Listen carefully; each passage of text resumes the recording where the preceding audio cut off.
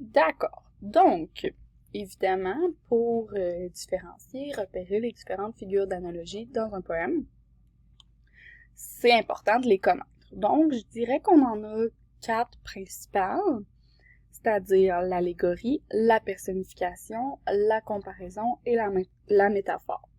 Donc, l'important, c'est vraiment de connaître les caractéristiques de chacune d'entre elles pour ensuite avoir plus de facilité, à les reconnaître dans un poème. Donc, est-ce que tu connais les descriptions de ces 4 figures d'analogie-là? Donc, on va les revoir ensemble. Peut-être que ça pourrait t'aider. Donc, l'allégorie, en majeure partie, c'est une façon de représenter une idée ou une image abstraite. Donc, souvent, ça va être représenté par un nom commun, par un nom propre. Puis qu'est-ce qu'on veut dire par idée abstraite? Ben, ça va être une façon de représenter, par exemple, la mort, la beauté, la liberté. Ça peut être aussi une façon de représenter des qualités, des défauts. Donc, ça va être souvent reconnu dans un texte grâce à une majuscule parce que, par exemple, si c'est représenté par un nom propre, ben bien sûr, le nom propre en question va avoir une majuscule.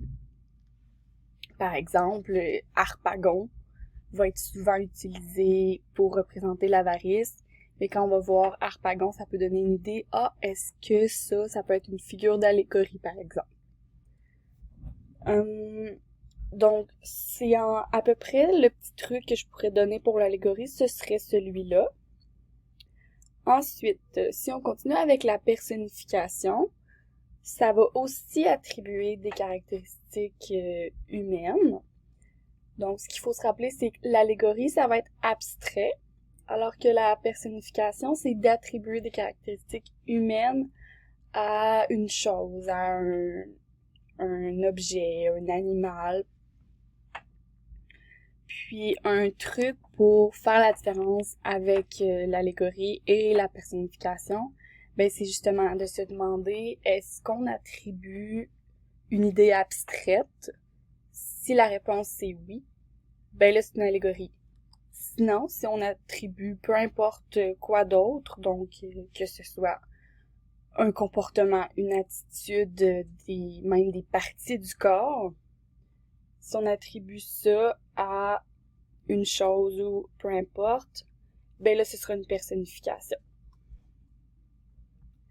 On poursuit avec la comparaison. Donc, la comparaison, souvent, c'est la plus facile à reconnaître parce que pour qu'il y ait comparaison, il doit y avoir 3 éléments. Donc, il doit y avoir le comparé, donc celui qui est comparé à quelque chose d'autre, le comparant, donc ce à quoi on compare, et l'outil grammatical de comparaison, donc un mot de comparaison, donc comme tel, ainsi que, de même que.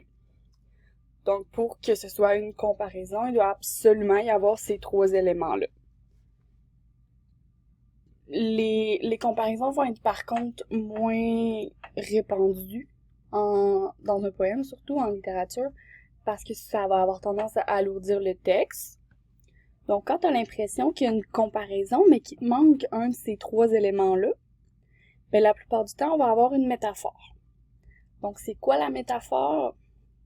C'est une des figures les plus répandues, je dirais, dans la littérature, dans les poèmes surtout aussi. Donc, c'est une comparaison, c'est une forme de comparaison, mais sans l'outil grammatical, comme je te disais plus tôt. Donc, quand tu as l'impression qu'on compare un personnage à un autre personnage, ou un personnage à un proverbe, ou quand tu as l'impression qu'il y a comparaison, sans avoir l'outil grammatical, ben là, ça va être une métaphore.